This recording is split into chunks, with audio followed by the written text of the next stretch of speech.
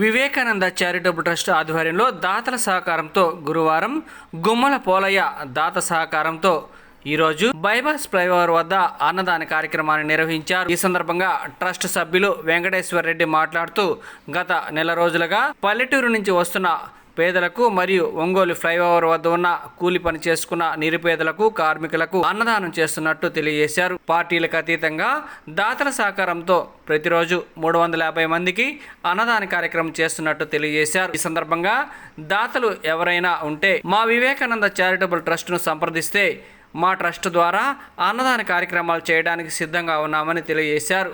ఈ కార్యక్రమంలో హరినారాయణ రెడ్డి, ఓబుల్ రెడ్డి, కృష్ణారెడ్డి, వెంకట్రామరెడ్డి, శ్రీనివాసరెడ్డి, యలమాందారెడ్డి, గోవిందారెడ్డి, వంట మాస్టర్ వెంకట్రావు, వంశీ తదితరులు పాల్గొన్నారు.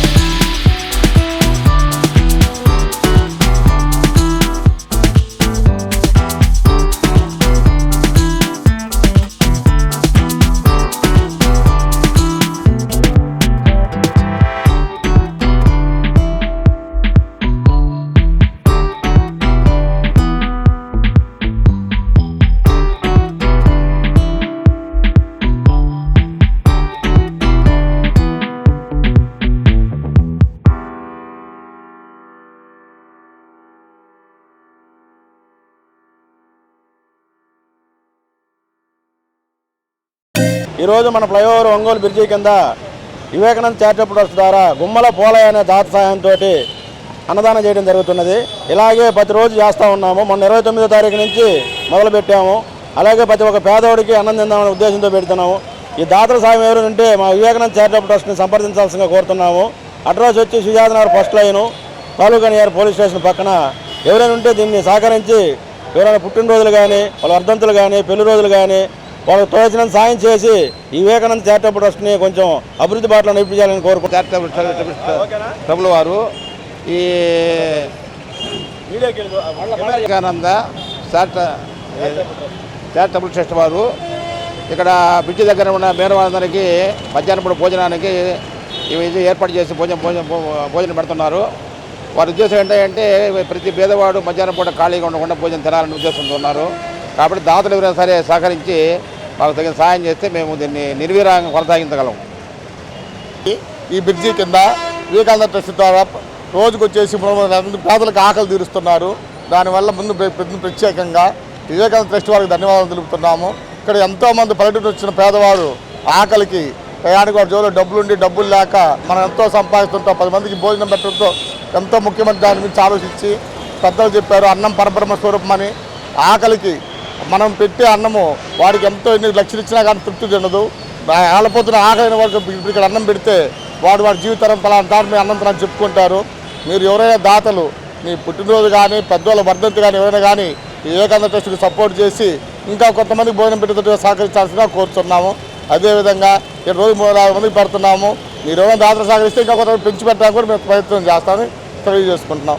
దీనికోసం వివేకానంద ట్రస్ట్ సభ్యులకి ధన్యవాదాలు తెలుపుతున్నాం. ఈ విధంగా 10 మందికి భోజనం అన్నం ఆకలి తెలుపుతున్నాం.